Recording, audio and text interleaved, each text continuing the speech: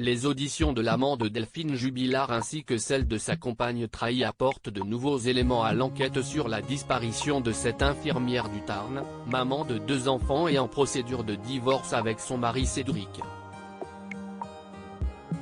Ce dernier peut donc avoir un peu de répit dans la médiatisation du dossier, lui qui est en première ligne car considéré par la justice comme le suspect principal et se trouve en prison pour détention provisoire depuis plus d'1 an.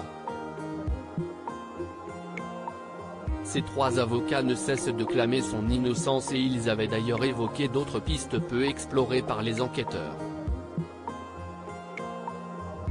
Dans une interview à Femme Actuelle l'année dernière, Emmanuelle Franck déplorait des failles dans le système judiciaire.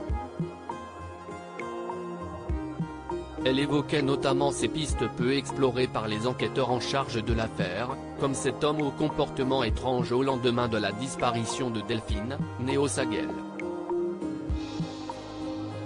On a également 2 témoins qui ont vu, vers 7 heures, un homme qui court de manière affolée vers son véhicule, moteur tournant, à quelques kilomètres du domicile des Jubilard.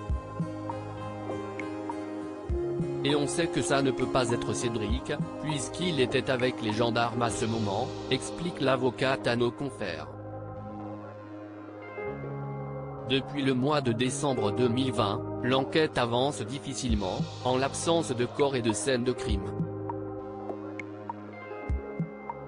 Si Cédric Jubilard a pu avancer que sa femme avait plutôt quitté pour vivre en Espagne, son avocate valide l'idée qu'elle n'est pas vivante, tout laisse à penser qu'elle est malheureusement décédée, mais nous n'avons pas de corps, pas de scène de crime. Il y a forcément des pistes non exploitées, mais également des pistes non envisagées par les gendarmes. Ils se sont concentrés sur Cédric Jubilard depuis le début, avec un raisonnement qui consiste à dire que ça ne peut être que lui. L'avocate et ses 2 confrères n'ont cessé de déposer des demandes de remise en liberté, tout en s'appuyant sur un dossier vide.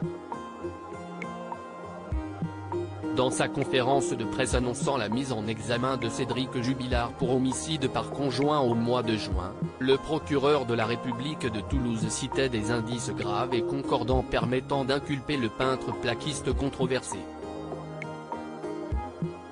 Cédric Jubilard reste présumé innocent des faits qui lui sont reprochés jusqu'au jugement définitif de cette affaire.